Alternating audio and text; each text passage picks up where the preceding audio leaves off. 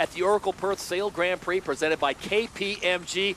Hannah Diamond, this is the moment they've all been waiting for. 7 weeks ago, the title was on the line, and now it's season 6. Yeah, that's right, and it's a brand new season, so they're going to have to put their best foot forward to have a good start to the season here.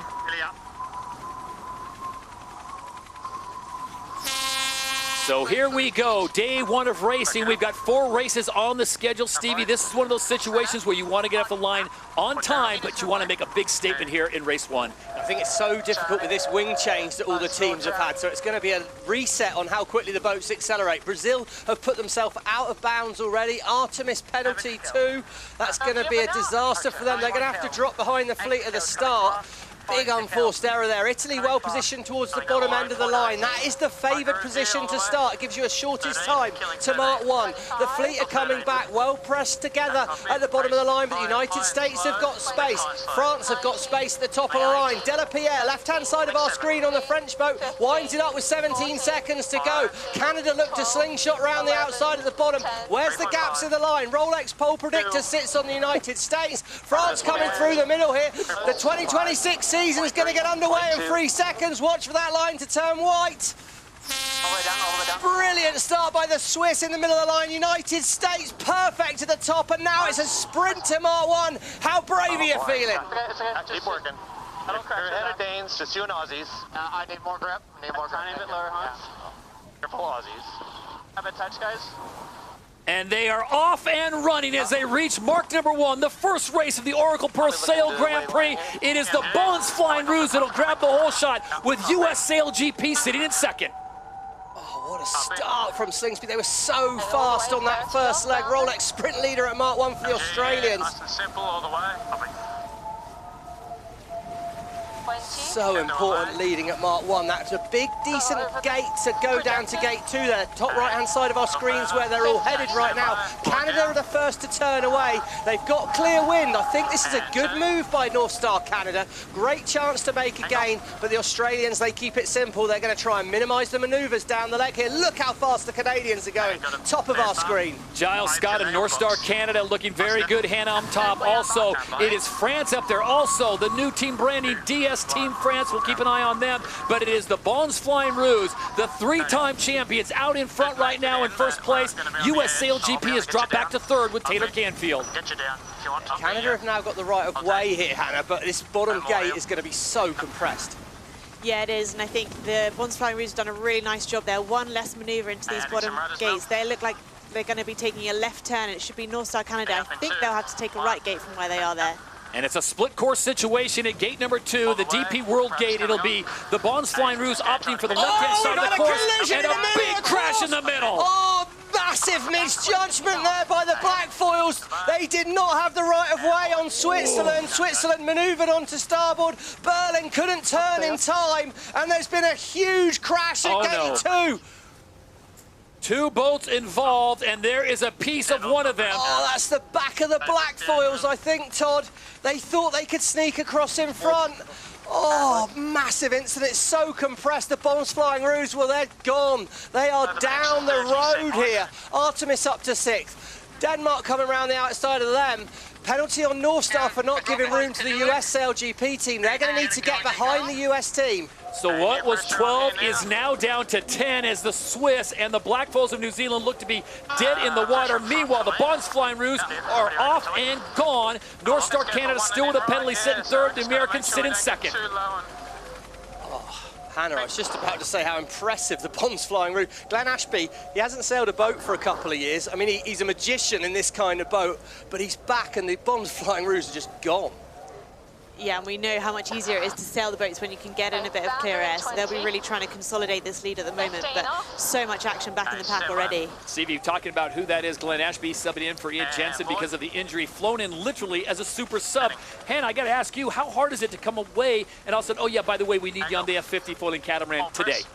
I mean, if anyone can do it, then Glenn Ashby is definitely one of the names you definitely want on your call list for that, but especially in conditions like this, it looks glamour sailing, but these boats are so difficult to sail, so you have to just jump in after one day's training. Leg 3 of 7, race number 1. We're scheduled for 4 as we see the Bons Flying Rouge out in front. Here's the replay of the situation center of the screen. You see Switzerland, they manoeuvre. Not a lot of time for the black foils to react. I mean, it was a very tight turn, but the rules say as soon as you're on starboard tack, black foils must keep clear, and well, quite clearly they didn't there. You can see the view on board the black foils. They try and set up to react to that turn, but they're a little late, and then he just can't turn in time. And there you go, massive contact.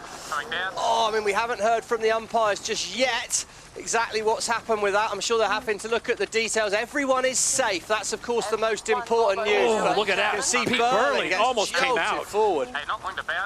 So Pete Burling almost tossed out of his cockpit. I think he realized right then what had happened, and it was on him. Here is it on board the Swiss boat. Nowhere to go.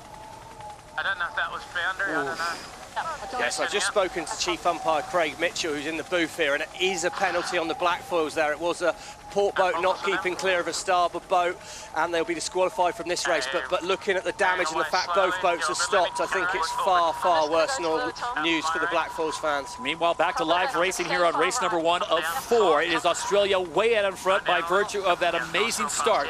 Australia out in front, and then the team that is newly branded DS Team France, Quentin Delapierre, the same driver. He is in second. He's moved up nicely. Taylor Canfield, the Americans, sit in third, and North Star Canada in fourth, with Brazil now sitting in top 5 position with Butler Brazil and their driver Martini Grail. It's quite a shake-up. I mean, it's quite an open course, this. I think it is about getting your nose in front and kind of then executing things really well. So for teams like the USA, Canada, didn't probably have the 2025 season they'd want, then really encouraging. But also Brazil, I think of all the teams in the transfer window, Hannah, they probably had the hardest time. Yeah, I imagine they would have been disappointed to lose kind of 2 of those key players in the wing trim and the flight controller position. But I think, you know, it's the beginning of a season. They really climbed the leaderboard last year, but I think it's time. There's an opportunity now to really put some learnings in place. And on this nice big course we've got here in Perth, actually quite a nice race course to start with. There are the champions from last year, Emirates GBR. They are currently sitting in 8th place, with Australia way out in front. Their lead over 5 minutes. Yeah, there's going to be some finding their feet. We saw yesterday GBR didn't look, you know, quite the team they looked towards the end of last season. Of course, it's about growing through the year. We all know that. It's about winning at the end of the year, not at the beginning of the year. But if you're on board the Bons Flying Rouge right now, I mean, what a start to the season they're having. 300-400 metres ahead in this first race. And we can see there is space on this race course. It's not as tight as some SailGP courses. But conversely, Stevie, as the Bons Flying Rouge are having a great first race, you got to think of the Black Foils of New Zealand and Switzerland, and no fault of their own. They are literally quite dead in the water, so the Swiss are out. Spain not able to make it to the start line. And Hannah, now you've got the Black Foils of New Zealand, one of the preeminent teams. A lot of people think they could win this season, and they have dug themselves a huge hole. Yeah, I think they were definitely one of the kind of key teams to watch for this season, so a complete disaster start to the season for them. But yeah, well, say a disaster. About 30 minutes ago, I said they were going to win this event. Angle, good job. Nikolai Sehested in Denmark now, currently in 5th place overall, just behind North Star Canada is still Australia, Bons Flying Rouge, and their owner Hugh Jackman, Ryan Reynolds, got to be happy about this, Stevie, as they are off and flying with a massive lead. All the way. Yeah, and of course, you know, Rottwell, Denmark, I think it's important they start the season well. They ended the season in the best possible way. But for them, for Italy are at the back of the pack. Artemis, they're sat in 10th. I thought the Artemis team got off to a good start, but again, perhaps struggling with a bit more congestion. I think it's one thing to do it in practice with a bit of space. Suddenly, everything starts happening a lot faster, and that's when someone like Slingsby, well, he just literally comes into his element. Following up slow. Nice pressure at the mark to bear away, and so all clear. Could be behind this first pack. That's the voice of Glenn Ashby, the wing trimmer there. So he's got his head out of the boat, trying to coordinate that team. And as you say, a pretty good stand-in to be able to call upon.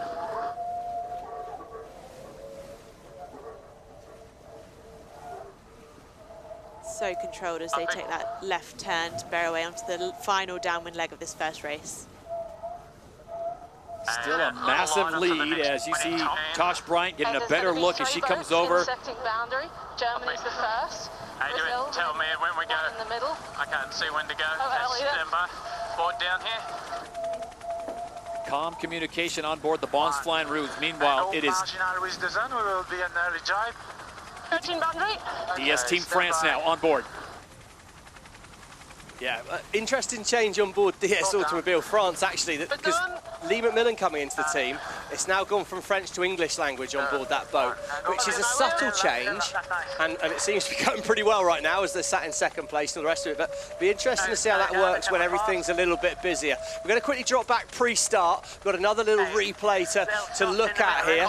Back to slide in that on the screen. See an incident here, bottom right-hand corner here. We're on board the Italian boat, and we're going to see Germany coming in underneath. Germany have the right of way, and we see the foil there. Wow, I mean, that was so tight. The foil did touch. Didn't look to me like there was any damage. But wow, they say rubbing's racing, but I'm not sure that's quite the case in this game. In 2, 1. And this will be the last gate for the Bons Flying Rouge at the right side of your screen. And then it's a straight shot to the finish line. And the opening win of Season 6, the Oracle Perth Sail Grand Prix, presented by KPMG, will go to the home team as the Bons Flying Rouge comes screaming towards the fans on the shore. And the victory in race number 1 will be theirs. Australia claims the win on home water. And that is your Emirates winning moment. Well, you don't start a season a lot better than that. That was clinical. First mark to last mark win, and then just stretched away from the fleet. I think the French will be really, really happy, to be honest, with that, because they worked their way, had to overtake a couple of boats, had to take the opportunities they were given, and then they looked fast when they got the space, because they've also stretched away. So very encouraging start for the French team. DS Team France brings it across in their newly worked out kit as a good new paint job comes across the line in second place. Valuable points for them. Content Delapierre always good in the wind. And there you see the rest of the fleet trying to close the gap. And it will be US SailGP. Taylor Canfield opening up the campaign with a great podium finish in third place, Stevie, with 3 races to go today. But this is going to build some confidence for the Stars and Stripes. The entire fleet's delivered so we can go attack like the Aussies did. Copy, stand by. And the Americans cross safely. So that's 1, 2, and 3. Bons Flying Rouge, DS Automobile France, and US SailGP, your top 3 finishers. With North Star Canada, they're going to take 4th, and the defending reigning champions, Emirates GBR, look to hold on to 5th. Yeah, but they've cut the corner there, Todd. They've gained 2 or 3 places. Massively important points there for Emirates GBR. Really well judged on that last downwind leg. We can see Artemis in the background there are trying to get in and they can overtake. North Star Canada, decent start. Look like Sestead and Rockwell Racing looking like they want to close this thing down, possibly steal a point. They're going to run out of real estate, and they will have to settle for 6. So the Danes come in 6th place with Red Bull Italy and Phil Robertson. They'll be 7th. Yeah, Mubadala Brazil have dropped back. Artemis managed to dive inside Germany at that final mark there. They're going to gain a crucial point. Well, all teams will be scoring points after that disaster at gate 2. Mubadala Brazil, there'll be positive parts of that. Did drop back through the race, same for Artemis, and then Germany, Deutsche Bank. Well, the end of last season was phenomenal. The start of last season wasn't great, and their last boat to cross the finish line here of the 10 remaining boats, they're not going to be happy with that. We are now down to 10 with New Zealand and Switzerland out of the game, joining Spain on the sideline. So, Hannah, this is going to give everyone a lot more room. We've got 10 boats now in the box. This is like old school going back to season 4. Yeah, and suddenly there's so much more space on the course. Just take a few boats out and there's a little bit more breathing space, but that doesn't mean it's not going to be tight. They're all sailing to the back of the start box now, looking to line themselves up to hit the line with speed at start time. I think the trouble is, Todd, when you're at this standard, everyone knows the favoured place to be. Right. So it's still going to be busy.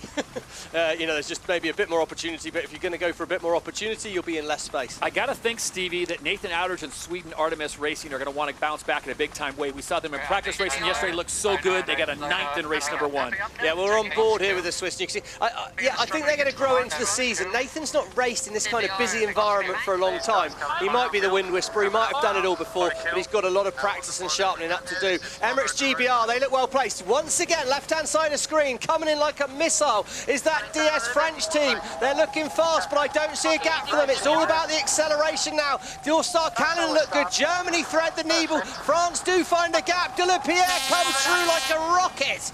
What a start by the French. The Rolex pole predictor sits on top of the Canadians, but I don't think they'll be able to go fast enough in these choppy conditions from here.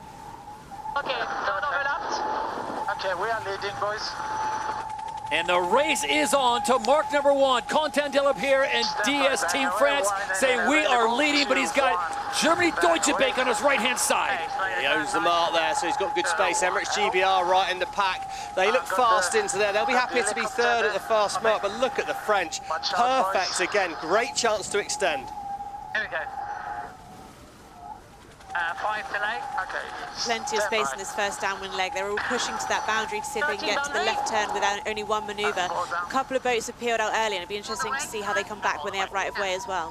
Yeah, I think interesting there. I mean, Slingsby talked about how good their acceleration on the start of the first race was. It wasn't good in that one. No, not at all. They're out the back here, and they've got a lot of. We're going to find out how fast the bomb flying roos are now they're in the pack. What can they do here? Artemis sitting third, Germany second, and France leading. Emirates GBR might be able to make. If Emirates GBR can make it to that left turn with no more manoeuvres, chance for a gain for the Brits. Actually coming back in 2. A couple, good gust. There you go. Dylan's talking about an eagle. That means dropping another board in the water to go to 4 foils in, glide in. They will be slow, but tactically they've got a bit of control here over the Germans. And I suspect Artemis might go for one more manoeuvre and look to lead the fleet away that way. Angle, got big skin there. At gate number 2, the DP World Gate, it is DS Team France in the lead. Emirates GBR cut onto the inside, and they push Germany Deutsche Bank to the outside, and they decide to flip the course and go to the other side quickly. Yeah, well, they had the right of way as they turned the mark, but then Germany were going to get the right of way immediately afterwards. Germany turn. Artemis needs to respond. Top of our screen. Quick manoeuvre there by Artemis. I think they kept clear. United States have done a good rounding at the bottom, and North Star Canada got slow.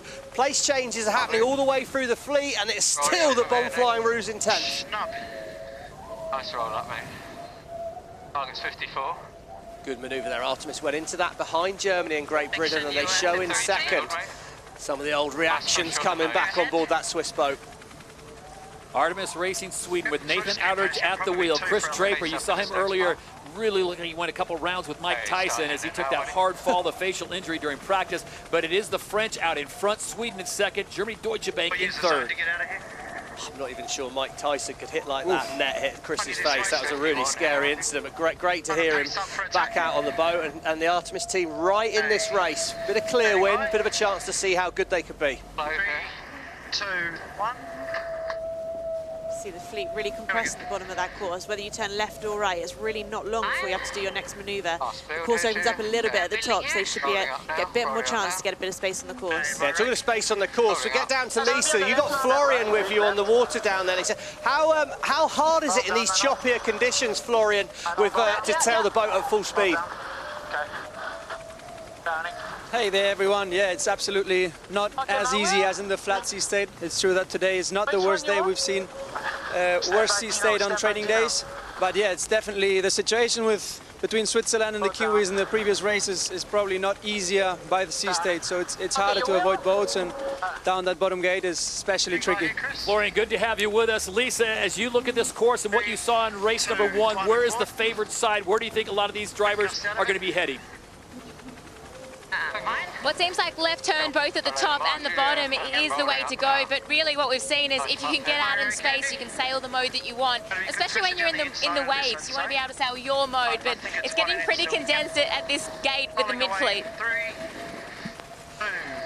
So it's Nathan Outridge and the Swedes coming in as everyone is trying to track down Quentin Delapierre and DS Team France. They have checked out here in race number 2 with a huge lead, but we got a good battle going on for second and third between the Swedes and Emirates GBR, the defending champions.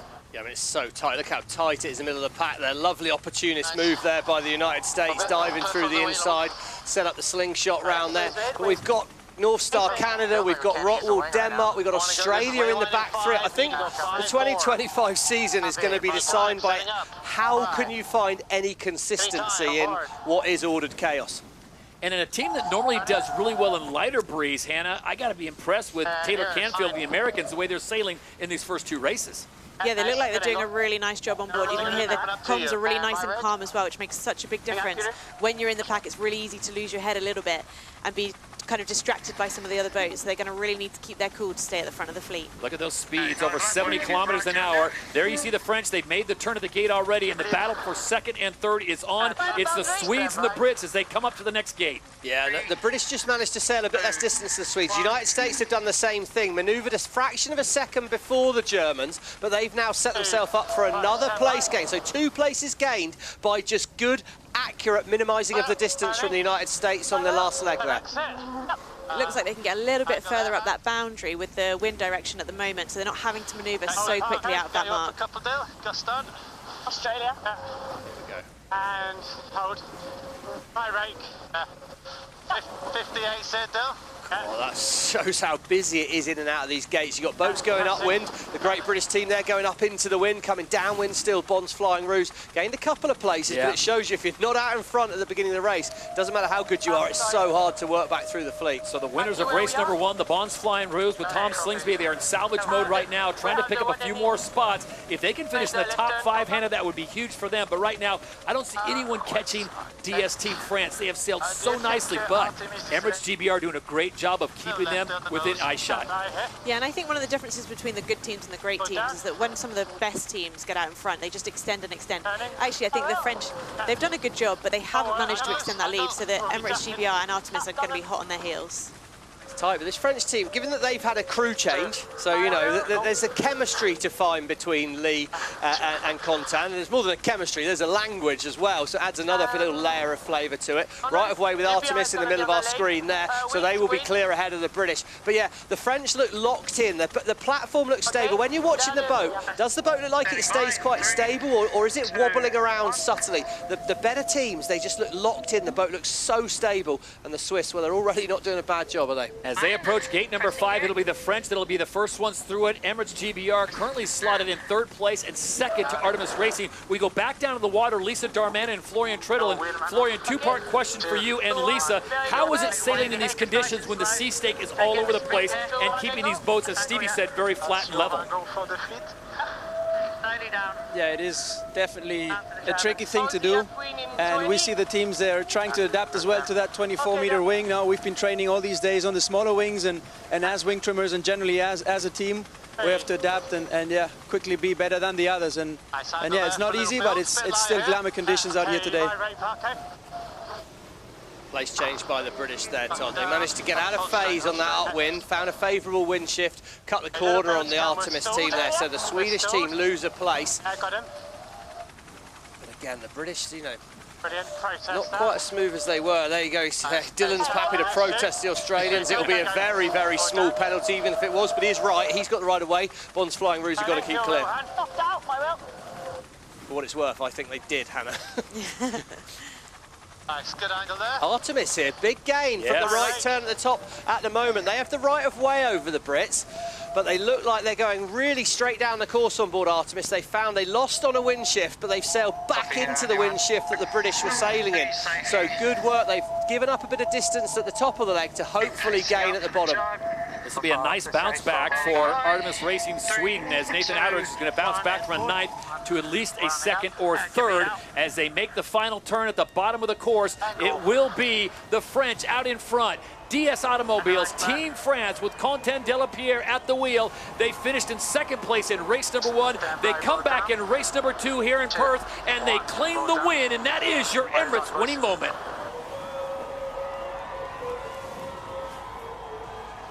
Really solid race for the French there. They look pretty solid on board there, and what a race for Artemis. 2nd race in SailGP, 2nd.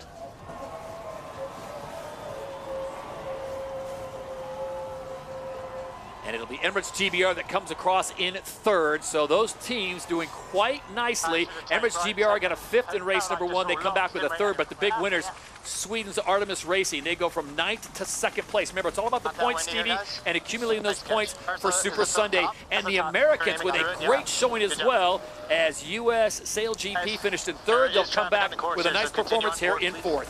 Yeah, really tight there. Italy have got to keep clear. They've got to give room to Mubadala Brazil, but Italy should be fast around the outside, and they'll gain the right of way right away now.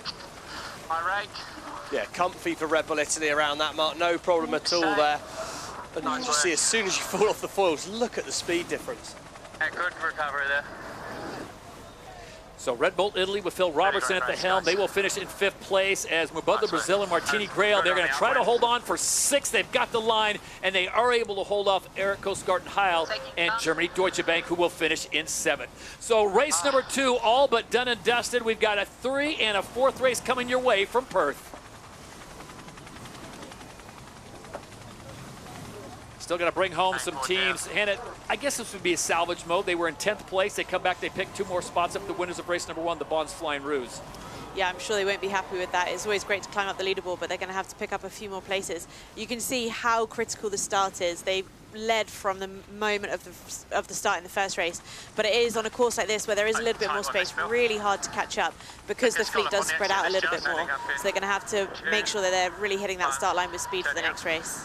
Yeah, as soon as you're not leading at Mark 1, it's other people making your decisions for you in a lot of ways. You lose that first choice. I mean, North Star Canada, classic example. They're, you know, a bit out of phase, and then suddenly you start losing distance, losing places. So for North Star Canada and Rockwell Denmark, they're going to be pretty disappointed here because consistency is what's going to count if you want to make these finals. Denmark finished in 6th on race number 1. They finished 10th here, so they do pick up 1 point. Canada was 4th.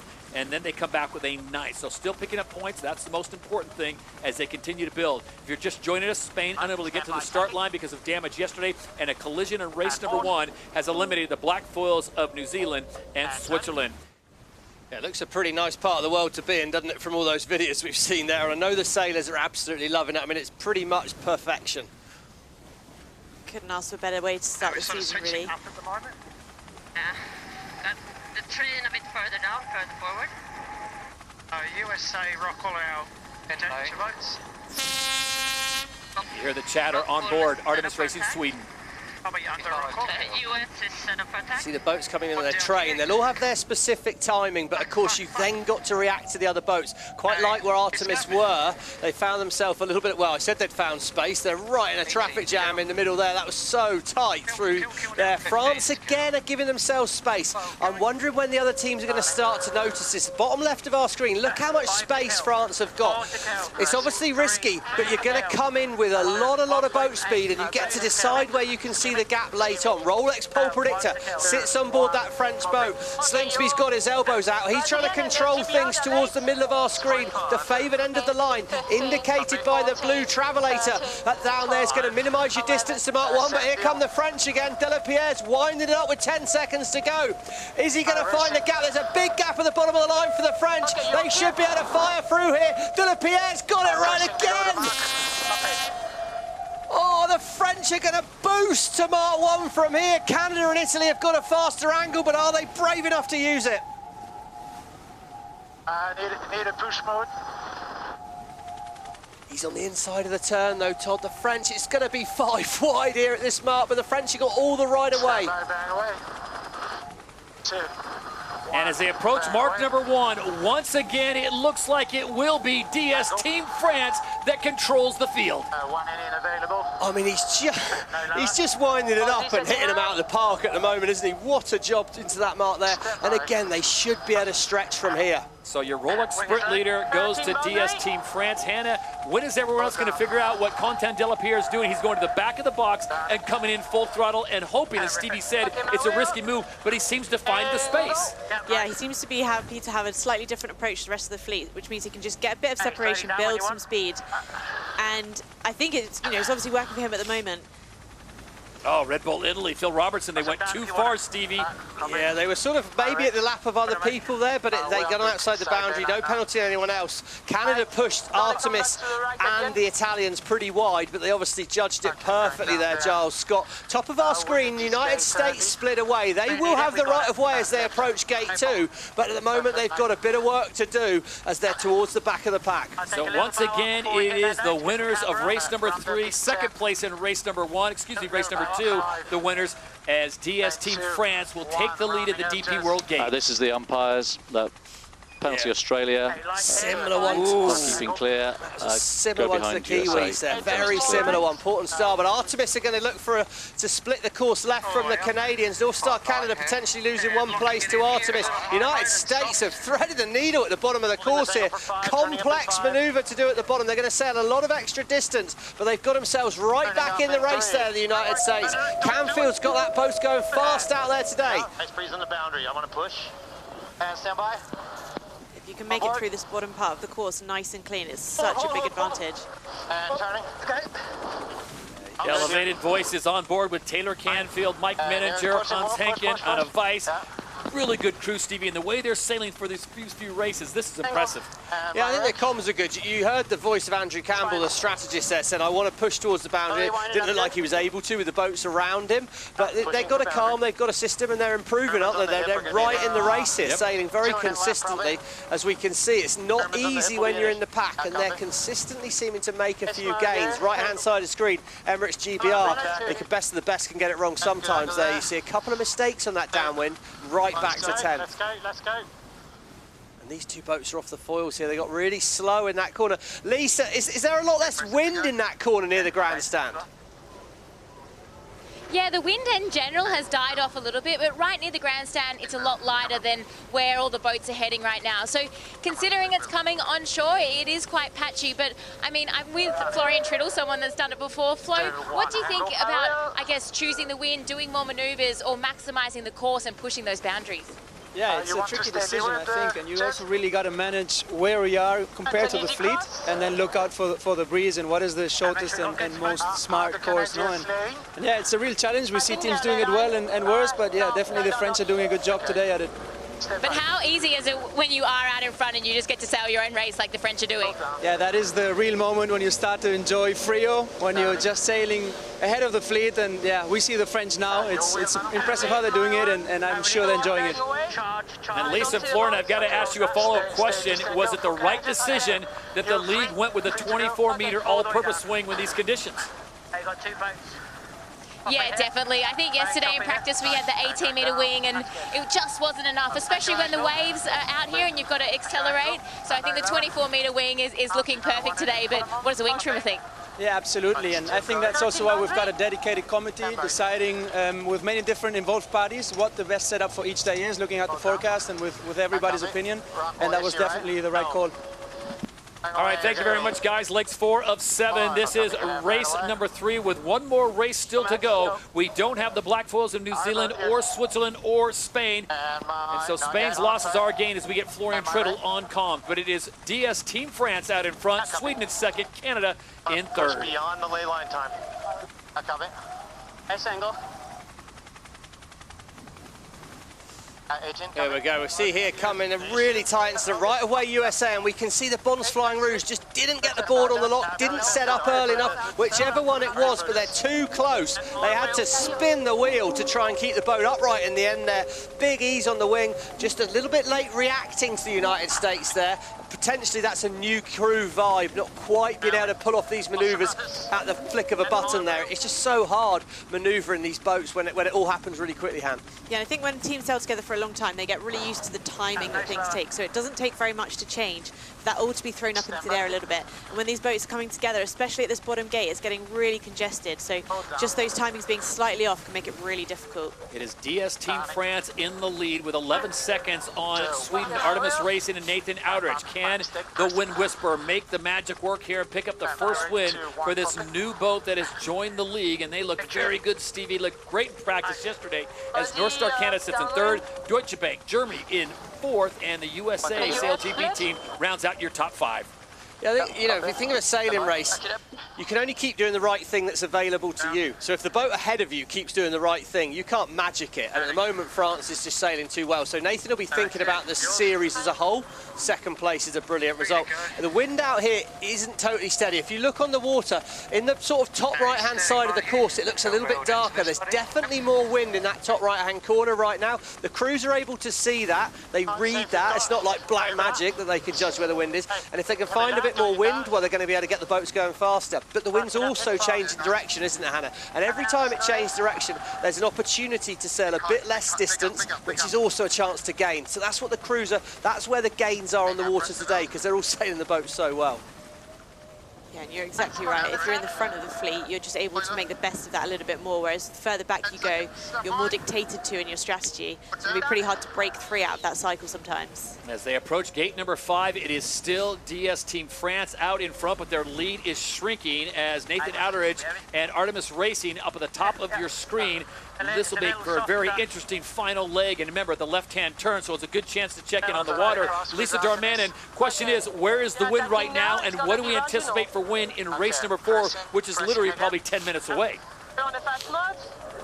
I mean, the wind has died off a bit, but it is expected to increase throughout the afternoon. That's a traditional thing that happens in Fremantle. I think the teams are learning the racetrack, and what we're seeing now is we're seeing the French team set up for a turn. So they are really favouring the left turn, and they're also covering Artemis off. So balancing wind speed and covering your opponents. Okay, 2-1, bang away. Solid tactical manoeuvre by the French there. So they could have gone right turn with no more manoeuvres if they wanted, and they'd probably at this stage be a little bit further ahead.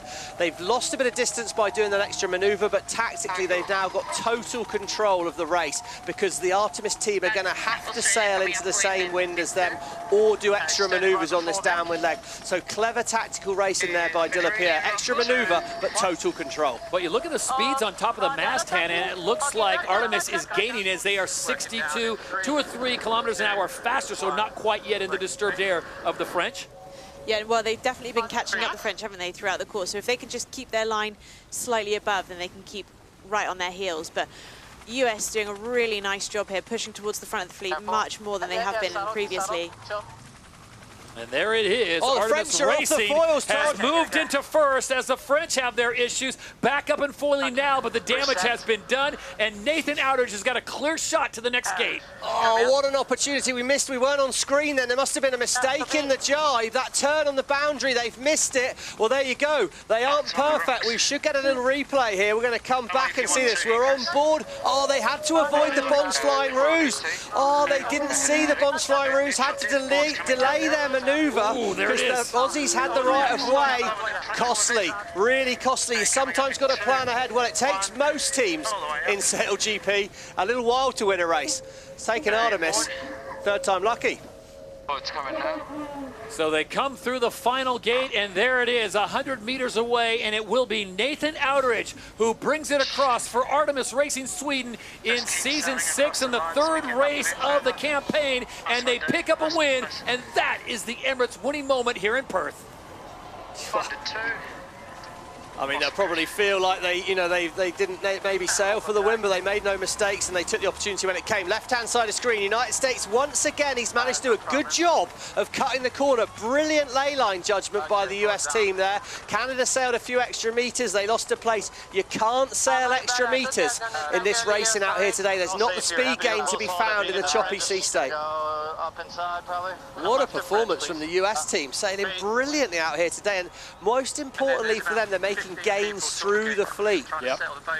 So 3rd, 4th, and 3rd for US SailGP and Taylor Canfield. Day number 1 off to a great start for them. The French now with a 2nd, a 1st, and a 2nd. But look at this. Talk about stock up. Race number 1, Sweden goes 9th. Race number 2, they go 2nd. And race number 3, they get the win. All right, we'll keep sailing again here, guys, for positioning. And bye.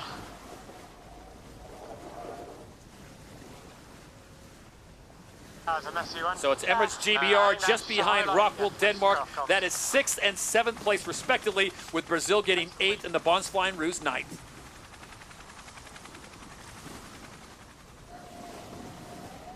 So there's Australia coming through, and it will be Martini Grail and Mubadala Brazil that get 8th, just ahead of the Bonds Flying Ruse. Remember, 10th place, the final team to get points, as Phil Robertson and Red Bull Italy will hold on for 1 point. She's not managed to get an Australian boat off the start line in these last 2, and it's just so hard. When you have got a new crew to try and get all the timing, it's just really difficult. But of course, well, it was a new crew that seems to have found their timing pretty well. As we come up on 1 minute to go, the 4th and final race of the day here in Perth. Right-hand side of screen, Todd, look, I know we're going the wrong way at the moment. They're all going to turn back towards that line, but France have got space again, so they're going to be able to make a choice depending on where the rest of the fleet is. I love this strategy at the moment. They're completely disassociated with the fleet. And look, left-hand side of our screen, man on there. She's down talking to Contan about where all those other boats are. The comms on board, French or English, whatever it is, they're pretty solid. Crucial manoeuvre back here again. Emirates GBR Australia, they're choosing to put their elbows out. They're leading things back. Artemis well positioned towards the bottom of the line. The pole position, the favoured place to be for that optimum angle and speed to Mark 1 is towards the downwind end.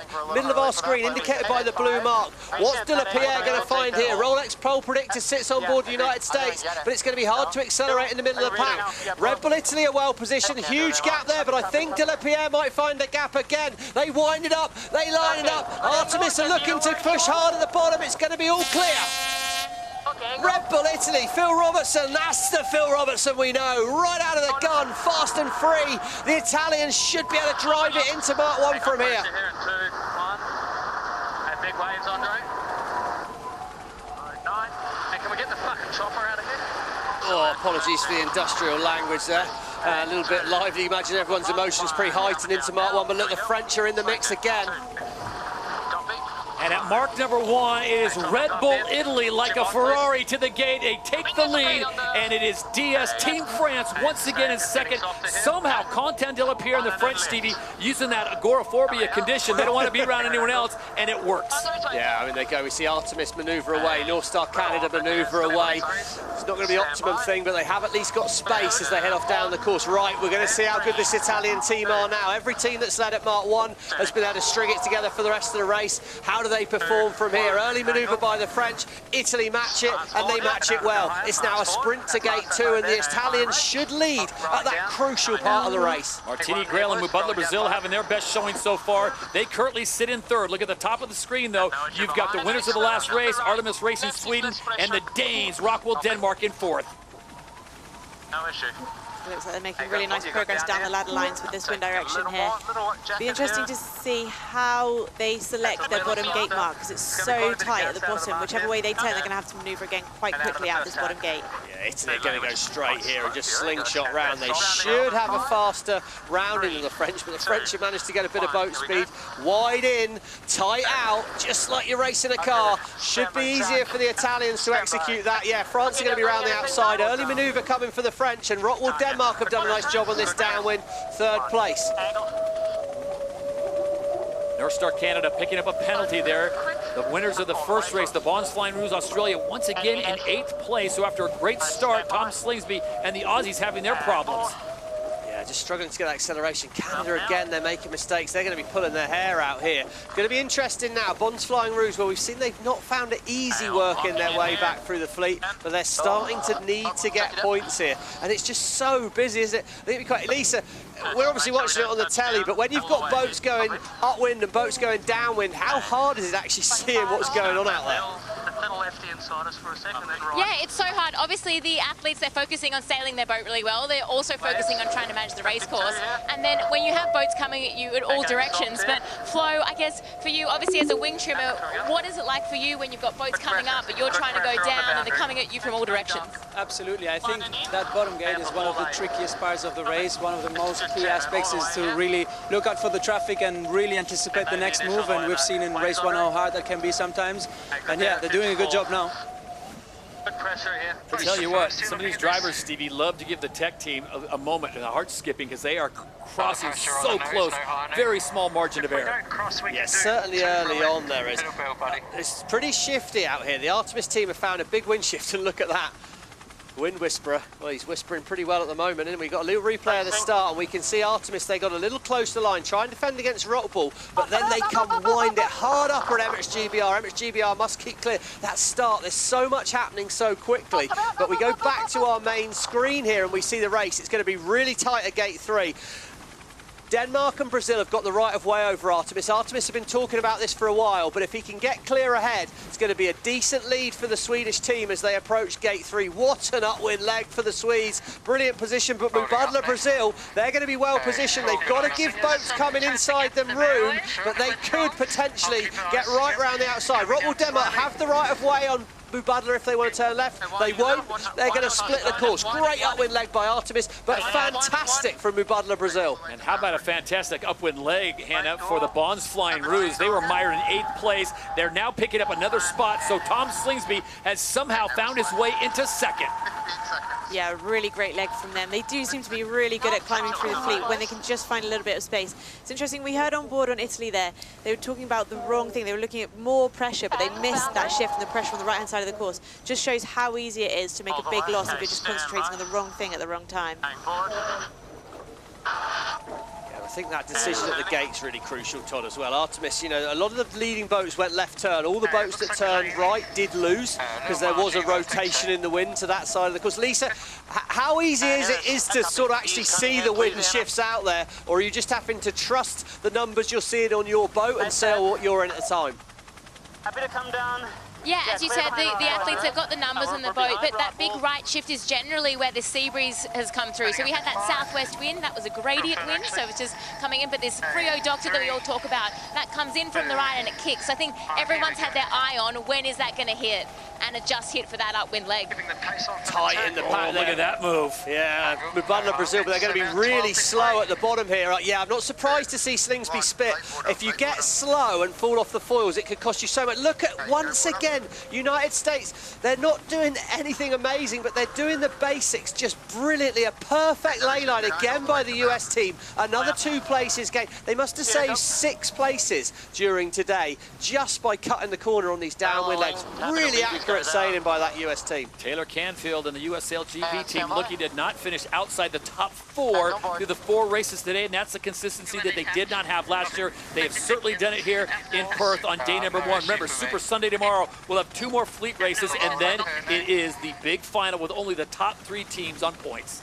Yeah, Australia have done a nice job. They're going to be up to 2nd here. There's a really, really big gain again in that breeze. Lisa said, top of our screen, there should be a little bit more speed out there.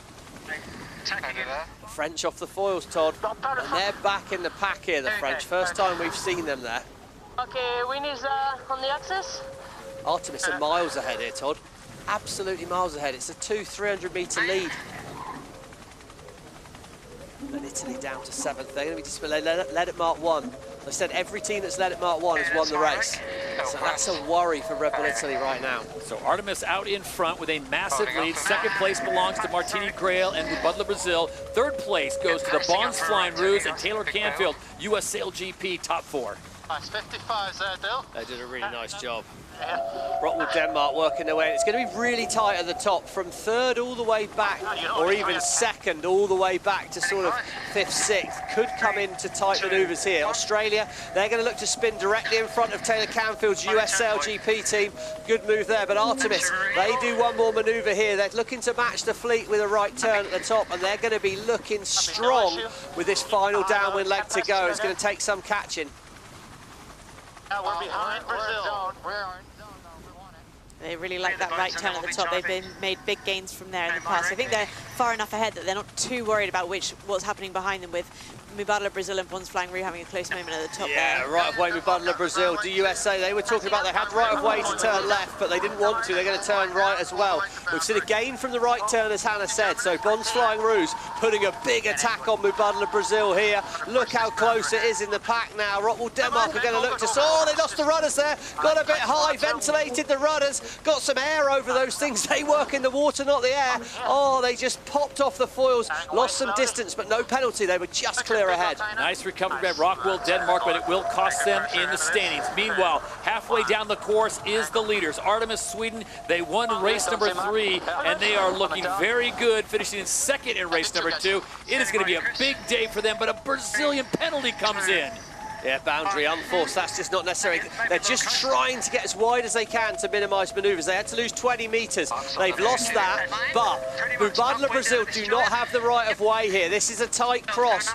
Martini Grail, well, she's anything, she's brave. I imagine she's going to push across this there. Looks like the Swedes are going to go 2 for 2 at the end. Right of way Australia. Mubadala Brazil need to keep clear. Oh, they need to keep clear. That's not enough. That's going to surely be a penalty there. I'm pretty sure Slingsby had to avoid. We'll see. It's going to go in the hands of the umpires. No doubt we'll find out about that one soon. This is the umpires. Under 2. Penalty Brazil. port attack boat not keeping clear, go behind Australia. And it's the new kids on the block. Artemis Sweden that gets the win. They go 2 for 2 on the final 2 races of the day for the Emirates winning moment again. Badla Brazil have got a penalty. They will finish 5 seconds behind the Australians, which could actually be really, really costly for them because that's going to be behind Great Britain, I'd have said here as well. So that's unbelievable there. Slingsby slightly lit up. He's not happy about the Brazilians, and it was a little bit reckless, that cross. So it'll be Red Bull Italy to get 6th. 7th place will go to Rockwell, Denmark. And France, DS Team France, will finish in 8th.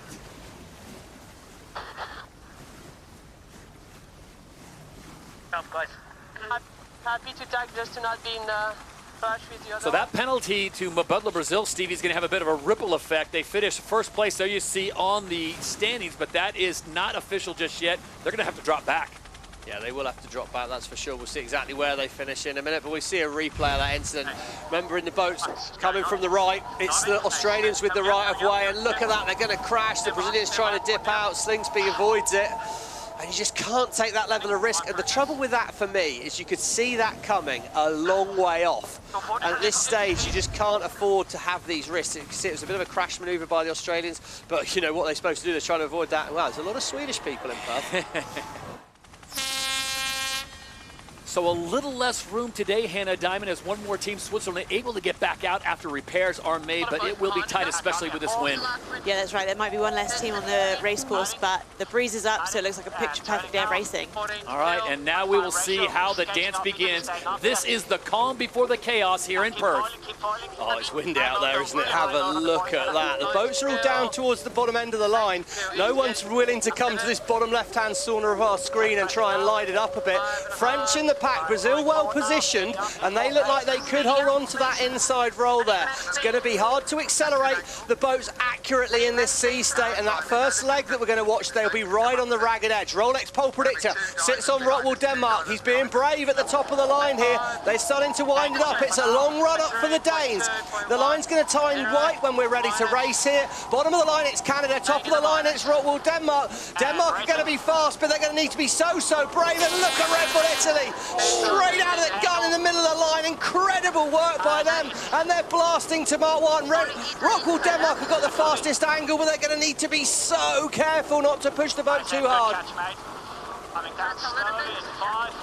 And the Great Dane, Nikolai Sehested, no stranger to speed as he goes over 92 kilometers, and they'll get the whole shot at mark number 1. Controlling position for the Italians there. No surprise to not see a top speed. This sea state, you just can't risk pushing that hard. Boat handling's going to be crucial. Race your own boat accurately. Look at that. Boats touching down through that sea state. Turning. Great manoeuvre by the Italians there. They've got a nice lead. GBR in 3rd. They need a good day. And it's Artemis and France, of course, who are atop that leaderboard. The leaders from day 1 are struggling in the pack at the moment. Some of the usual names at the front. France lighted up. Delapierre, drive it like he stole it. They're sending it hard down there. DS Automobile France coming in hot. They'll have the right of way at gate 2, but it's going to be pretty congested when they come back across. Touchdown was really costly for Rockwell, Denmark, losing the lead to the Italians there. And it looks like they're going to have to come down a little bit to make it to that left turn. And at gate number 2, the DP World Gate, it is Red Bull Italy out in front. Rockwell, Denmark sits in 2nd, and then a last-second change. And look at this, Quentin Delapierre bringing it in, DS Team France. Yeah, perfect lay line here. He's going to be a little bit slow out of this mark. GBR should be able to go around the outside. They've got to give France room, but he's going to be able to put a squeeze on him straight away here. France need to keep clear of the British as we approach the boundary. Oh, that was a little bit of bad language there, unfortunately. Communication, still getting that French-English balance on board the boat there as we see the British spin right on the boundary. Top of screen, looks good for the left turn here. Italy well ahead, but Artemis and USA at the back of the pack, and they need a good day. And Stevie, as the French were tangled up with Emirates GBR, look who comes back. The Bons Flying Roos and Tom Slingsby picking up 2 positions. So now it's Italy, Denmark, Emirates GBR, the Bons Flying Roos, and the French. Your top 5 with North Star Canada now making a move. Yeah, I mean, it's really a day where you've got to sort of sail your own, but really, really hard to sail the boat well today, let alone when there's other people around. So brilliant by the Italians at this point. Like yesterday, they were leading the race, and they looked a bit disappointing how much they dropped back. There are the event standings right now as it is in the midst of this first race of the day, race number 5.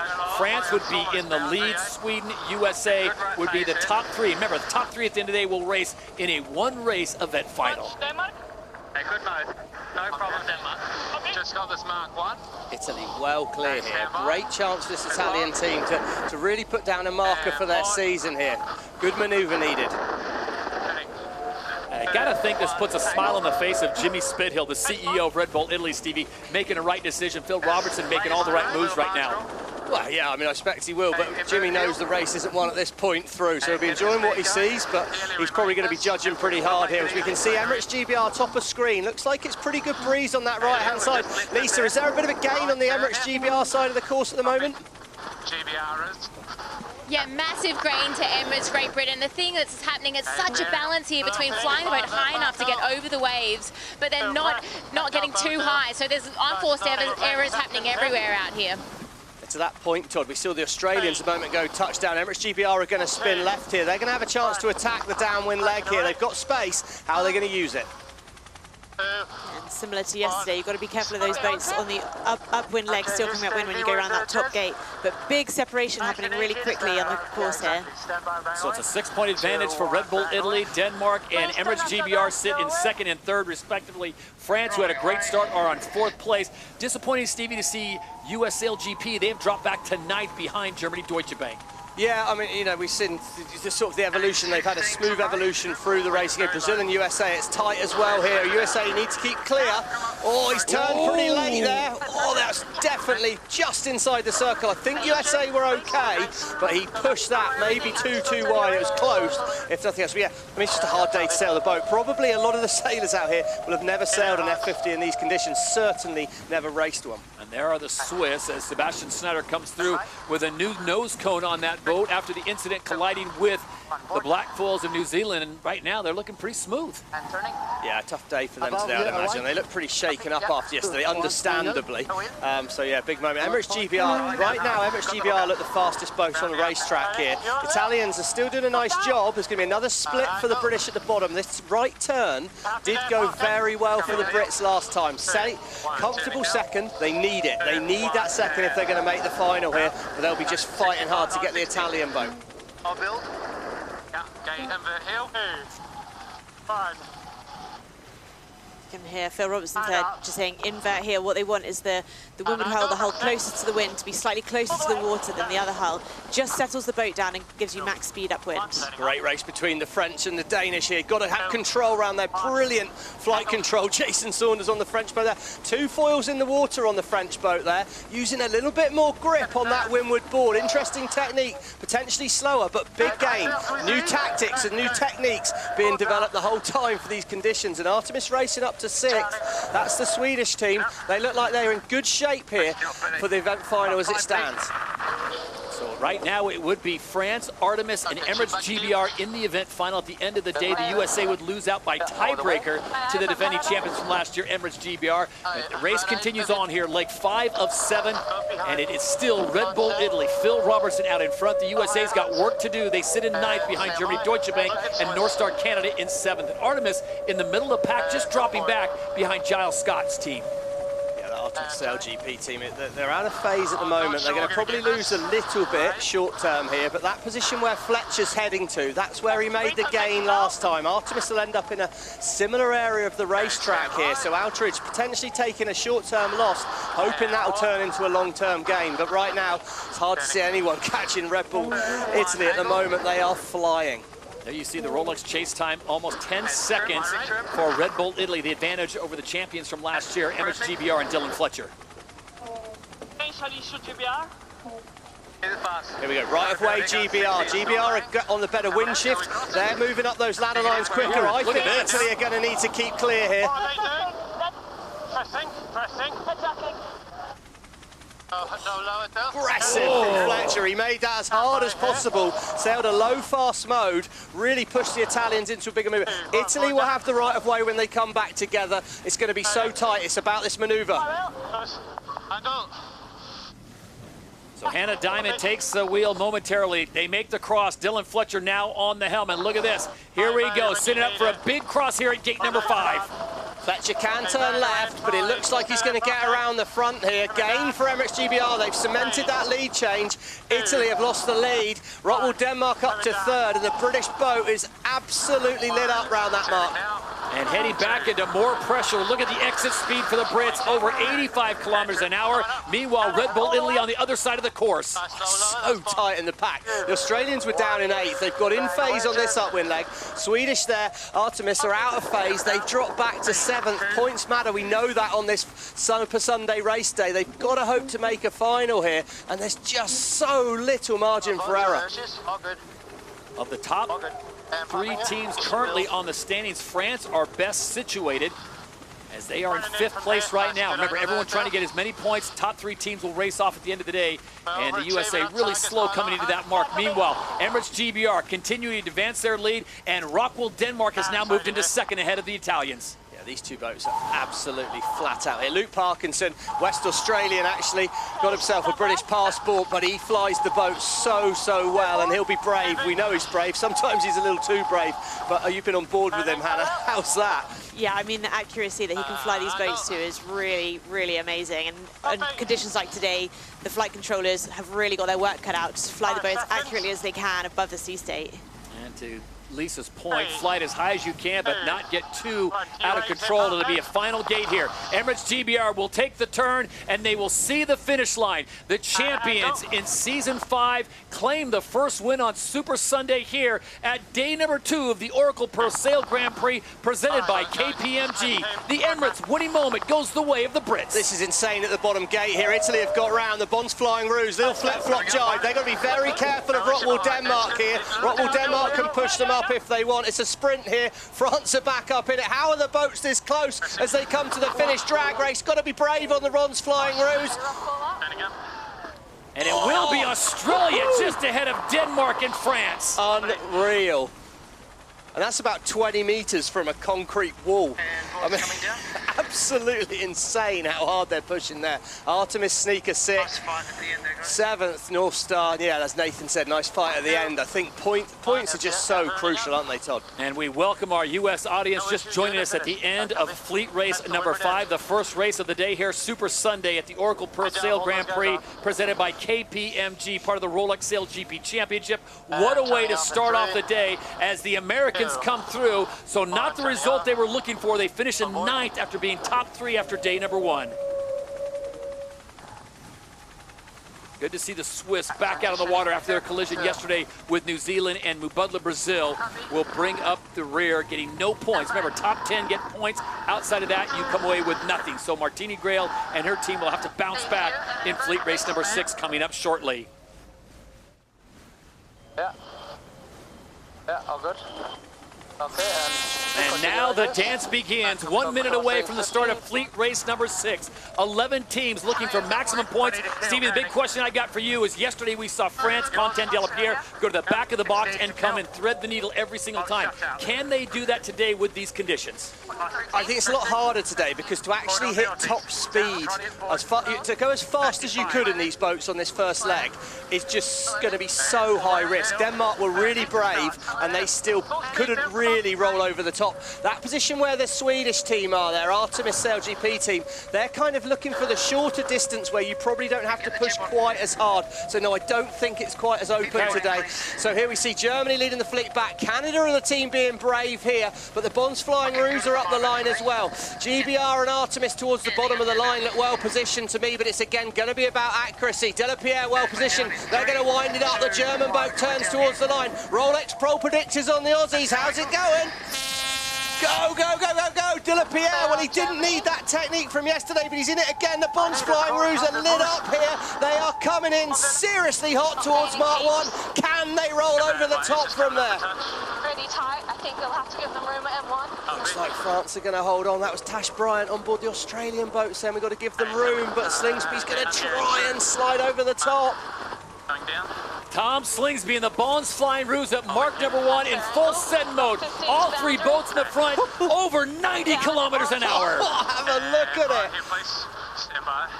Set up here. Now they've got to cross the boat. It's bouncing around all over the show. Glenn Ashby, well, the footwork's still there, Glenn. Forward. Oh, hold on tight. Oh, touchdown. Little slap on the water there. Get settled. Okay, that's an easy one. Getting spicy, isn't it? The voice of Glenn Ashby, yeah. I'd say it's getting pretty spicy, mate. Emirates GBR, top of screen. Not a great start, but they've manoeuvred away early. They're going to have the right of way, as are Artemis, when they come back towards the fleet. The British and the Swedes look well set for an attack at gate 2. Bones Flying Rue need to be on their toes here. They're going to have 2 people coming at them, but DS France, wow, they're going to be looking good at gate 2. I don't think they can quite make the left turn, though. Here comes Artemis. It's going to be contact time. Okay, my wheel. Oh, Rockwell, Denmark having to take evasive action right there, and look at the bottleneck. Look at the jam in the middle. It's going to be tight here. Could be a chance for a big lead for the French out of gate 2. They're well set here. It's so tight in the pack. Australia are clear ahead. Denmark are entitled to room. Artemis have got to keep clear of everyone. They'll probably split away here. No, they don't. Emirates GBR split. Wow, it's tight in the pack. Big chance for Emirates GBR with the split at the bottom as the United States dive inside. It's all going on here. The USA picking up another spot. They come in hot and dip down the left side. Building here. Wow, Artemis Racing did a really nice job on the inside there. They managed to get going, but they're not the best manoeuvre out of that mark. Yeah, I really like the left turn there, because not only if you're turning right, you're in the fleet, but you've also got this hard boundary coming up so quickly. Quite like the fact you get starboard tack advantage as well when you meet the fleet early on in the leg. It's got so many advantages. Lisa, GBR, to my eye, look pretty fast out there on the water. Do you think they're sailing smart or sailing fast? Resting here, trying to get over it. That's good, good. Anything's up from here. I'm not sure if Lisa got Set it with a little bit Lisa, sorry, didn't know if you heard me on that one there, but the British team seems to be doing a very good job of sailing that boat fast, Jen. Is it boat speed, or do you think they're just tactically on the game? I think they're just staying away from other boats, and that's giving the option to sail their mode. There's no panic on board. You can kind of settle in. But just to describe how difficult it is, these waves, they're really close together. The coordination between the wing trimmer, the flight controller, and the driver is just absolutely insane out here. It is top end, and they're making it look hard, and it's a lot harder than it looks. Yeah, it's definitely hard out there, but the British and the French, they look really locked in. The Australians and people in the pack are a bit wobbly. I've got to say, the USA right now, if they can't improve on 11th here, I think they'll have missed their chance of making the final. They've got to start working their way through the fleet on the US. Aggressive mover from De La Pierre, slams the door shut on the British, trying to slow them down. They'll be disturbed there going onto that British boat. Less horsepower available, so the French should be in control. Race number 6, leg 3 of 7 is Quentin De La Pierre and DS Team France with the lead. Winners of the last race, Emirates GBR, the defending champions, sit in second, and Tom Slingsby and the Bones Flying Ruse have moved up to third.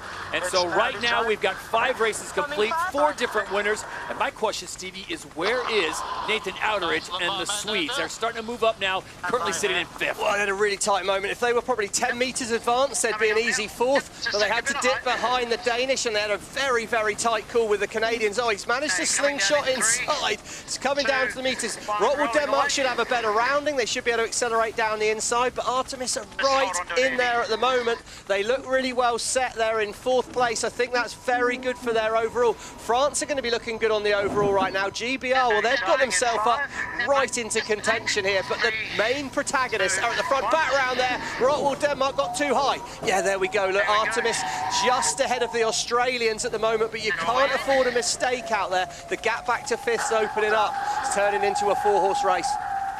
Just in case you're wondering, when they cross, they are tethered to that boat, so they are not going to get thrown overboard. At least we hope not. No, but you saw from Chris Draper a few days ago. We're on board the Danish boat, bottom right-hand side here. You can see the Danish. Oh, my days. There it is. Oh, that's lucky. Kayana went in for a look there. Luckily, she was just the other side of the wing, or she would have had a bit too close a contact. You fly too high and you just pop out the waves. Right-hand side of skiing, France and GBR, it's tight. Eddie, it has to feel loose today, like for everyone. I promise you. Not sure it has to feel that loose though, Nikolai. Do you know what I mean? There's the edge, and there's past the edge. So it's France, Emirates GBR, and the Bondsflying Rouge, 1, 2, and 3. Sweden has now moved up to 4th. Switzerland at a top place in 5th, and North Star Canada in 6th. With the USA, Stevie, you said it, they're now up to 8th. Yeah, they made some points. They need those points. Surprised the British went wide of the French there.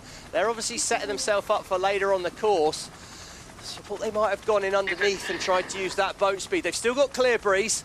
So the British and the France, this is now a real test of strength. And with those two teams at the moment well positioned for the final, which we know often is quite a boat speed race, this will be a real indicator. Here we go. Position at Mark 1. Look at that. Emirates GBR, 8th to 2nd. Fletcher's just not been starting brilliantly this weekend, but wow, he's made some good decisions with Hannah Mills after Mark 1 to work through the fleet.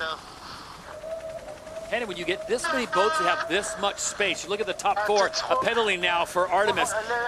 How do you make the overtake, or do you have to wait for someone to make a mistake? Well, I think on a day like today, there are going to be plenty of mistakes, so that's probably your best option. You've got to sail your boat as well as you can, and then hope for a mistake from someone else. I think some of these boundary penalties are due to the sea state, because you drop that board, and then you're essentially waiting for the spot, and if it doesn't come just on time, that's when you pick up the penalty. DS Team France out in front as they come up to the next gate. It'll be through this gate, down to the bottom, and then left-hand turn to the finish line. And Emirates GBR coming on hot. Lisa, what is the favored part of the course right now? Earlier it was the top right side. Now it looks like the wind may have shifted. Yeah, I think everybody's going to take the right-hand turn here. When you can lay it in these conditions, you just want to take it. Nearly all the teams chose that option, and it also means that they can minimize maneuvers. But it's a pretty tight battle here between GBR and France. Who's willing to push more? Starting to see a bit of a sort of establishment of the format there today, though, aren't we? GBR looked very fast in that first race. Australia did a nice job.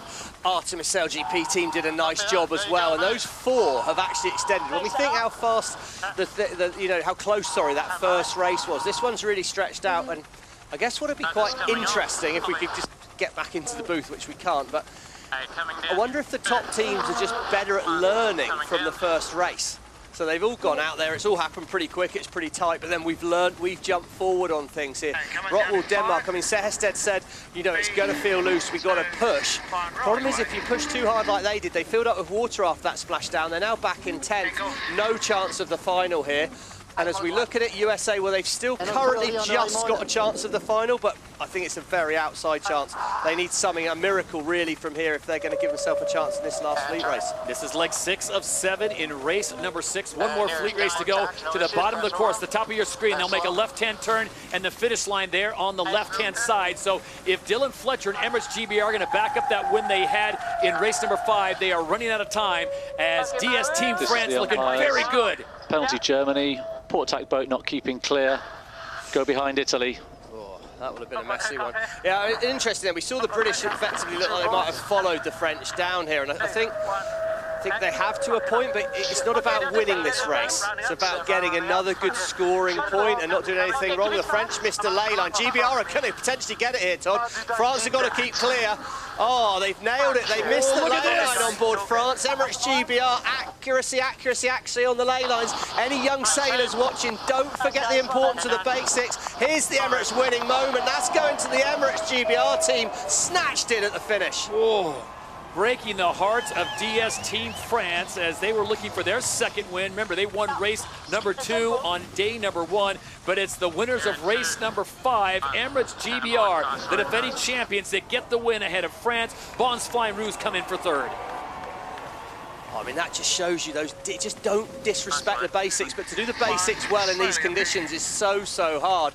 Artemis have done a nice job here, they're in it. Switzerland, good to see them back, 5th place, nice one, a bit of shaking up they looked in the first race, but sailing a bit more like we know how they can.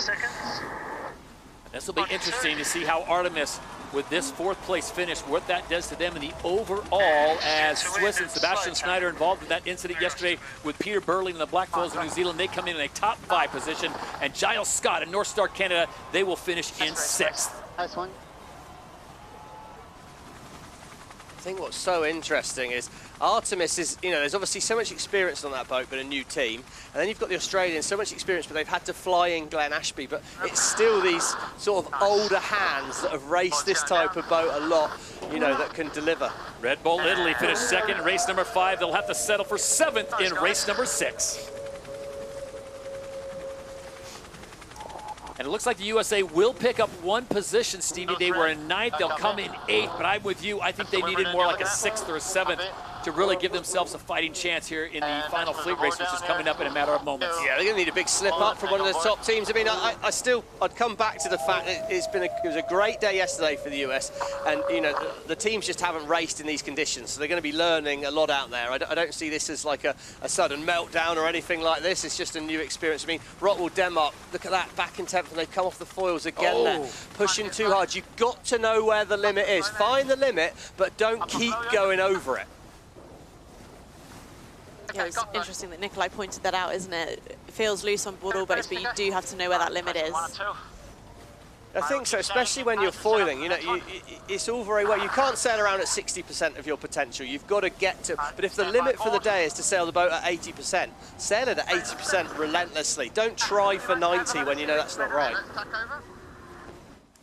1:11 to go, and here it is. They all get themselves into position, and this is the calm before the chaos, and it will be interesting, Stevie, how France, GBR, Sweden, and Australia play this.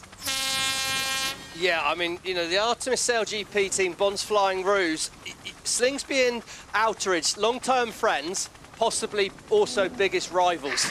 You know, don't underestimate how much they'll be desperate to beat each other. We've interesting got a little bit of the onboards comes from Australia that says whatever the race, we've just got to sail clean laps. And talking of clean laps, left-hand side of the screen there, Artemis are already had a bit of a bad manoeuvre. There'll be water in that boat. It won't be as easy to take off. There's a penalty on the British boat. They're going to have to start behind the fleet for going a bit outside and too wide. France well positioned. Bonds flies rules, so the British need to be behind the fleet when they get to Mark 1, that's for sure. United States needs a good race if they're going to have any hope, but Artemis SailGP team at the moment have a problem because they are way out the back and the Bonds Flying Ruse are well positioned here. 10 seconds to go. Rolex pole predictor sits on board Denmark. Switzerland are coming in seriously hot at the top of the line here. Look for the line to turn white. They're going to have to get the timing right. Swiss look perfect. I like where the Bonds Flying Ruse are though. He's going to be able to drive hard over the French, and he's going to desperately want to cling on to the inside position at Mark 1. Here we go, game time. Canada and Australia inside. Check out the contrails on the water as they approach mark number 1. It's Australia, it's Canada, and it's Switzerland, all trying to find room. Canada, what a job there. They've got to keep it going. Bonds Flying Ruse so tight on the inside, and Artemis are way out the back here. The Swedes have got some serious work to do if they're going to have any hope of making the final, because the Bonds Flying Ruse are not renowned for making mistakes when they've got the final in their sight.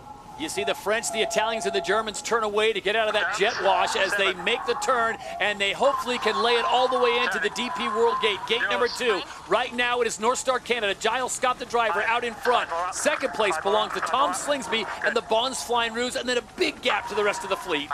It's quite a long first downwind leg, isn't it, Hannah? It looks like they're all going to have to do a few manoeuvres, so that potentially is a great move by the French, because it could be 2 jibes for everyone. Yeah, I think they're really happy to manoeuvre away as we look on board Artemis for that first jibe of the race.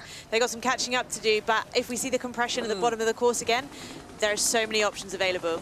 Look at this right now. It would be Sweden that would get in. Artemis Racing would be in, and now look at it. Back and forth they go. So GBR moves ahead of Artemis, so it's Canada, the Bonds Flying Ruse, and France right now, the top 3. Yeah, Artemis definitely need the fleet to slow up, and there's a group there that are going to have a lot of race management to do here. Germany look like they've broken the overlap there. I think they're going to be clear, but Switzerland, Denmark, all got to watch out. Swiss are looking pretty loose coming in there. They're very high on the foils.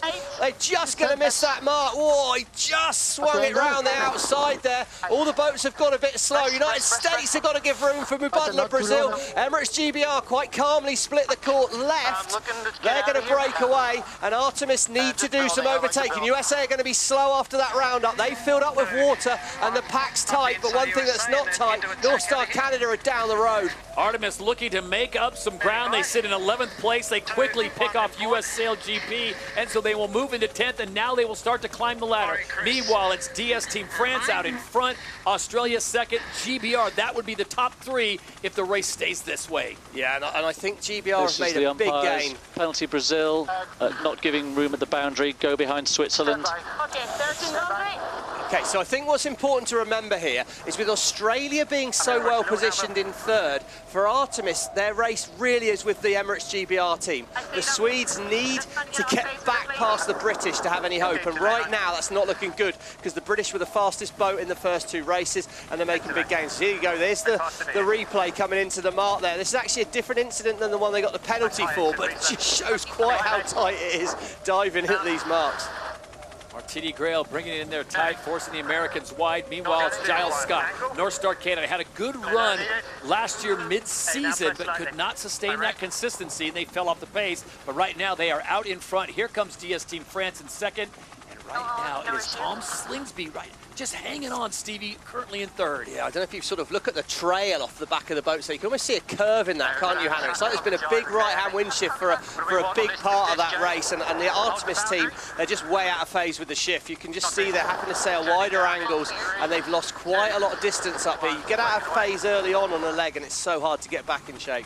Yeah, I'd say they're out of phase with the shifts, but they're in sync with the rest of the fleet, which just makes it so much harder to overtake. They've got to be faster and execute better maneuvers, but the gains in that are smaller than if you can get out of sync with the fleet, pick up a good shift, and that's an easier way to get round boats. Let's not forget Artemis on day number one won races 3 and 4, their first event as a team. Nathan Outer is doing a great job there, but they're finding they're going a little tough today, currently sitting in 10th. They're going to need some help. They're going to need to pick up some spots rapidly. It is still Canada, France, and Australia 1, 2, and 3. Stay out of the wake here. 3, 2, 1, coming down. Lisa, it looks pretty hectic out there still. Has the sea state got any worse as the day's going on? Keep coming down. Yeah, it's just getting worse and worse. So as the wind builds, the chop is building, and it's quite shallow close to shore, so it's getting steeper and steeper as they go down. The other thing is it's bouncing a little bit off the seawall. So, you know, these are top-end conditions. They're really tough, and the fleet is improving, but, you know, it is SailGP. Anything can happen. Rockwool Racing, once again, they got too high and fell off the foil. So Artemis, they're just trying to pick up points, but it's looking pretty tough for them right now out here. It's really tough, isn't it? I think the other battle, let's remember this is a season-long championship, so yes, it's about making the top 3, but we saw on the results there that actually Canada, by winning this race, North Star have got themselves right in the potential of a 5th or a 6th at the overalls here, and really these points in the mid-table can be crucial as the season goes on. So for North Star, amazing last race, they need to put things together. Glenn Ashby, well, it sounds like come Tuesday he'll be feeding the cows again, but right now he's hoping to feed this Australian team a place in the final, because the Flying Rouge executing really, really well here. Not making much inroads on the French team, but in terms of making that final, they look well set. Jet, no wing there. Okay, they're following. It is Giles Scott and North Star Canada out in front. Doing a great job with Paul Campbell-James, Andy Hager, the wing trimmer. They haven't won a race since last year. You go back to season 5, they won in San Francisco, won the event in Los Angeles in season 5, so they're trying to get back to that form, and right now they're looking very good, but I think there's too much damage done early, Stevie, as we got a tight incident there with Germany, Deutsche Bank, and the Italians. Oh, and the Italians have got a dive. Oh, my days!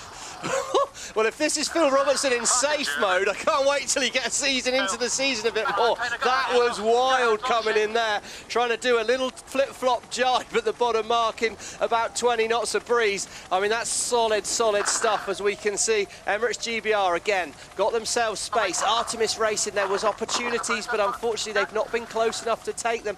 I think we can see our finalists at the moment, because I just can't see the Swedish getting their way back in from here. So it's Artemis following Mubadala Brazil and US SailGP. Americans have moved up to 9th place, and Artemis picking up a penalty, so that's going to just about crush their chances. Yeah, I'm not surprised picking up a penalty with that incident with Mubadala Brazil there. They've got a bit of work to do. The fleet is still quite close together, and if they can just keep the pressure on, maybe they can pick up a couple of places, but it's looking less and less likely as the race goes on. That penalty should come off relatively quickly, though. Okay, we're going to get to go back on board that Italian boat, I think, and have a little bit of a look here. This is Phil 5.0. Yeah, it's just Phil 5.0.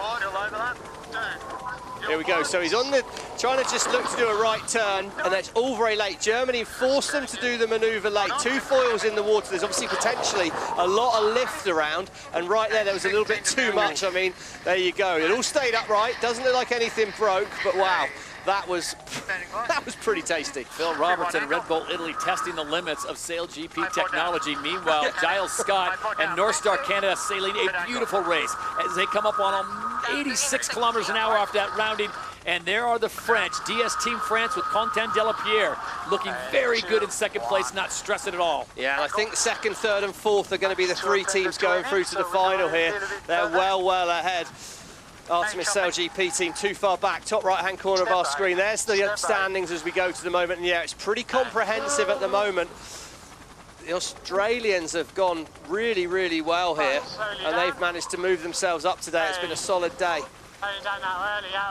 So to Lisa's point down on the water, this is SailGP, anything can happen. You look after yesterday, races 3 and 4 with Artemis winning, Stevie. It looked like they were a lock for the final, but after 2 bad showings in races 5 and 6, they find themselves in a big hole. Yeah, and not even bad showings per se, but you know, I think this is a notch up condition-wise. Bear in mind they've had very little training. Yesterday was much within the comfort zone. I think this is probably at the top end of anyone's comfort zone, let alone a team that are trying to find each other.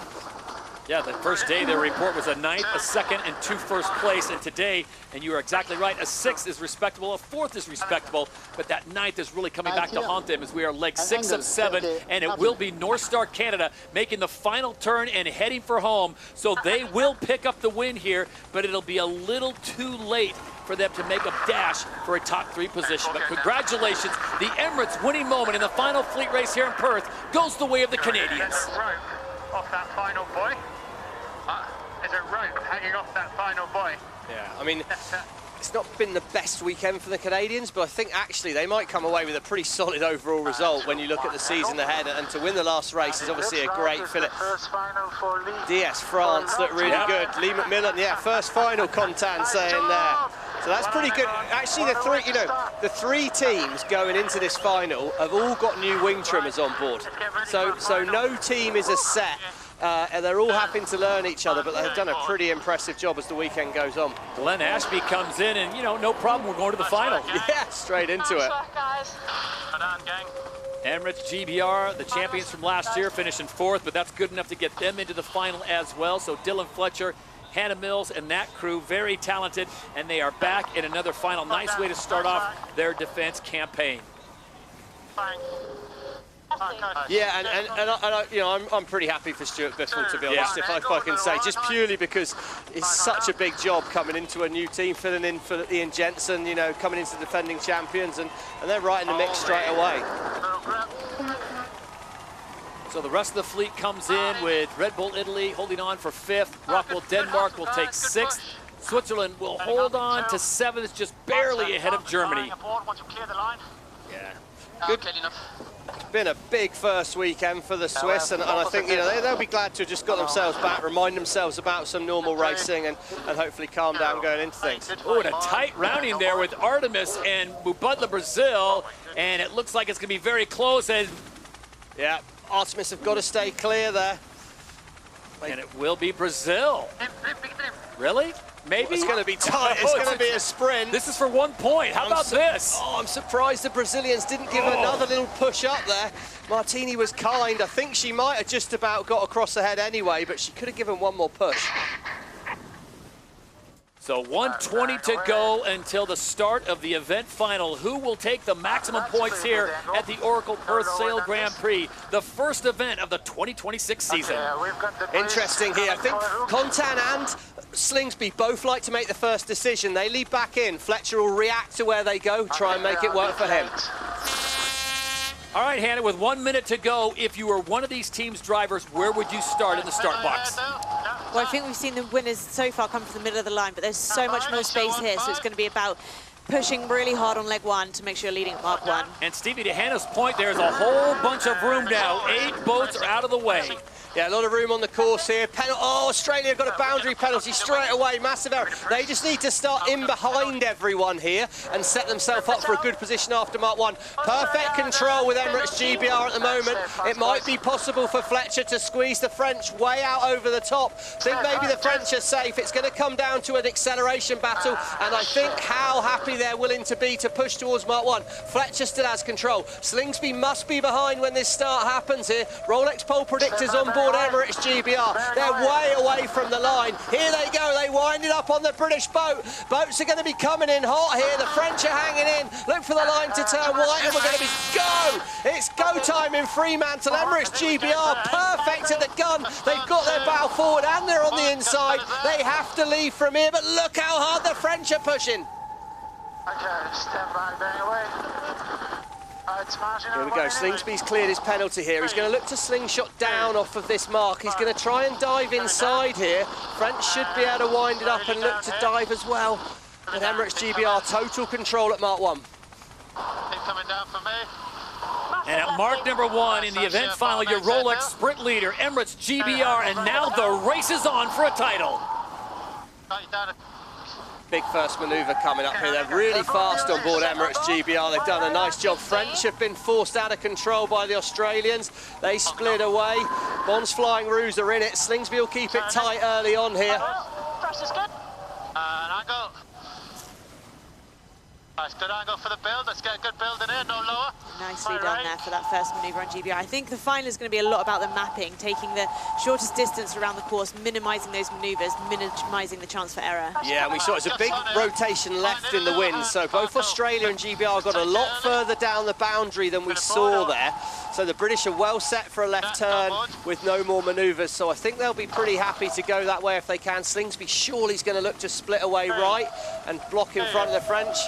2 boards in, late turning. If they are going to turn right, he's opened the door for the French team here. No, he's following the British. He's keeping it tight. A little bit surprised by that, but if he's that determined to go that way. Lisa, the Australians seem fairly determined to go on that left turn and follow the British. Is there that big a wind shift?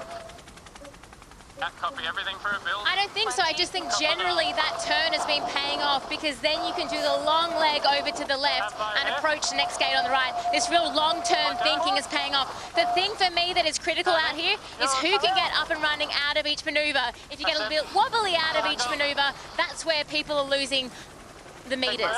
Good angle for the build. Copy that, yeah, it is very hard to manoeuvre accurately in these breezes. Looks like a game for the British on the French at the moment. Australia are being patient, very, very patient at the moment. He's following, hoping the British team make a mistake. Feels like it's heading all the time again. Right of way Australia here with France. France are going to get themselves some spefs in a minute here.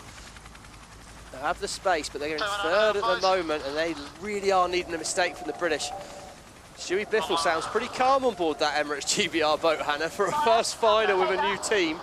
Yeah, I'm sure he doesn't feel that calm inside, but it's a lot about keeping the comms really nice and calm, making sure you're giving yourself the headspace to make those right decisions and sail the boat as best as possible. Halfway through the event final here in Perth, it is Emirates GBR, it is DS Team France, and it's the Bond's Flying Ruse 1, 2, and 3. How will they fare in the second half of this event final? Stevie, the defending champions, Emirates GBR, came into this race with a lot of momentum, winning races 5, 6, and finishing 4th in race 7. Yeah, I mean, they've looked rapid on this smaller wing, and I do think it's a little bit of a sea state thing. I mean, Jason Saunders on the French boat. We see a little curve in the French line there, and the French are progressing up those ladder lines well. Definite right shift for them. Small gain, but potentially the British will be able to do a right turn with no more manoeuvres, and the French might have to take a left turn here. Okay, we are crossing them now. Well, there goes France, tight in front of Australia. Australia will get on the inside, and the France need to watch out. If they get overlap, France have got to be careful. You've got to keep clear, Contan. You've got to keep clear. Oh, they're going to hit the protest button. Oh, it's really tight. British did manage to get away on a right turn, I think. Yes, you can see their entrails there, and the British are gone. Big gains there for the Brits. The French almost were back in it. That penalty was for not keeping clear, but it will wash off immediately. There it goes. And Emirates GBR, well, it's easy to make a mistake, but they're going to have to make a mistake to let one of the teams in. I mean, it's so nice, Hannah, if everyone follows you around a mark. Yeah, for sure. It just means you're so much more in control of the fleet. But in these conditions, you have to nail all of your maneuvers, and the margins are so fine, so they won't be feeling comfortable just yet. Emirates GBR the first to turn away, then the French, and then it's Australia. 1, 2, 3. That's how they sit right now. Halfway through is down to the bottom of the course, back up, then down, and then the left-hand turn to a title.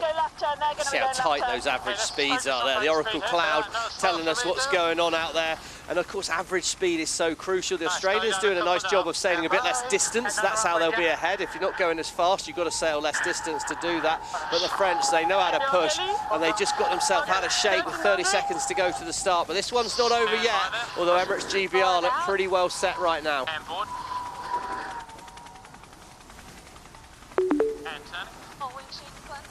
If you can get right turn here, super strong.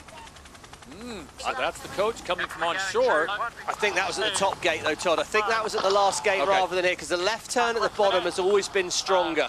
So I think that might be slightly delayed from Robbie Wilson, because they were talking of left turn on the upwind. Hannah was saying that. There we go. We've got a split coming from the French. Slingsby's being patient here. Everything we can. Well, they're going to need it more than everything you can, I think, Tom, because you're going to need a real bit of magic on this upwind leg if you want to win it. Oh, France have put it underwater though. Big splash down round there. It's struggling on board that French boat. He's trying to push the limit. Starting to feel like it's quite hard work on that French boat. They've just got a little bit out of whack. They've been so smooth all weekend. But if there's going to be a time to be smooth when there's more space on the course, the final is it. Let's go down on the water. Lisa Darman, and Lisa, with just a leg and a half to go here, is there anywhere, anything the French could do or the Australians to catch the Brits? Oh, I hate to say it though, but the British, they've looked good all day. I think, you know, the Australians are a little bit wobbly out here, but the British, they're just executing their maneuvers. They're looking really locked in. So it really is, if they make a mistake. In saying that, the Bonds Flying Ruse did close the gap a little bit, but Emirates Great Britain looking pretty strong here in Fremantle. Yeah, it's tough for Lisa to say that, but Stevie, she's dead on. The British are not making mistakes. No, and a really good stat we've had to come in is the British have not gone backwards in a race today. So they've not actually lost a position around the course. They've not been winning the whole time, but when they've put their nose in front, they've been pretty unplayable. And that Rolex chasing time there showed that it's really, you know, that's a big lead in these conditions. And to be frank, whatever they're doing with their boat setup, be it flight control, be it wing trim, be it steering, I don't know, but they are faster. Dylan Fletcher, stocking with Hannah Mills, Stuart Bithell, the wing trimmer. Yeah, well, that's 3 Olympic gold medals at the back of the boat, so that's, you know, the decision making on board should be reasonable. Quite a lot of conversation on board there, and you think, you know, they're doing 56, 57 kilometers an hour upwind. They're really calm in their decision making and planning kind of what are the other boats going to be doing, and then how do we best defend against that in these conditions. Keep coming down. Keep coming. Now look at the speed now. Keep coming. Just under 90 kilometers an hour as they exit. You go, Han. Here we go, real good manoeuvre away there. The Australians are going to try and split the course and see if they can find something. But let's remember, points are crucial when we get to Abu Dhabi. So the Australians, the Bonds Flying Ruse, are going to be desperate to stay ahead of DS France here, because it's just crucial, these points, when we come to the end of the season, any point counts. First event of 13 as the 2026 season is off in beautiful conditions here in Perth, and there you see it. Look at the numbers. Emirates GBR 100% on the foiling. Yeah, we heard Contan say super lefty. So when they're sailing these boats, they go downwind so quickly, they'll actually be overtaking that wind that they're sailing in. So it should be good news for the French team early on here. Should be a potential game. We should see the French able to progress down those ladder lines well, and potentially they'll sail through that lefty all the way and catch up with the righty in front of them, and it could be perfect phasing for the French to give them a shot. But at the moment, the Bonds Flying Ruse are hanging on. Gain to France, right away with France, but I think the Aussies are ahead just. Oh, that's tight. Oh, that's really tight. Right, one more manoeuvre for France. The Bonds Flying Ruse, they've got to do, oh no, sorry, 2 for France. It's a right turn at the bottom this time. Emirates GBR are going to wind it into the finish here. And it is Emirates GBR that make the right-hand turn. They see the finish line. Emirates GBR open the 2026 season with a spectacular title defense and get the Emirates winning moment. So good. So tight. Look at the top of the screen there. French, 2 manoeuvres. They're going to be slinging round. The Australians are going to be faster, but they've got to keep clear. Right of way, France. Boat speed with Australia. It's a drag race for this point and second place. Who's going to cross the line first? It's maybe going to be the Australians, is it? Oh, the Bond's Flying Rouge! Wow. Wow. What a finish by the Australians. They changed it up with a right turn at the finish there, keeping us on our toes. But yeah, what a moment for the British. They're pretty excited. Champions in 2025 season, 2026 season, showing they're not going anywhere.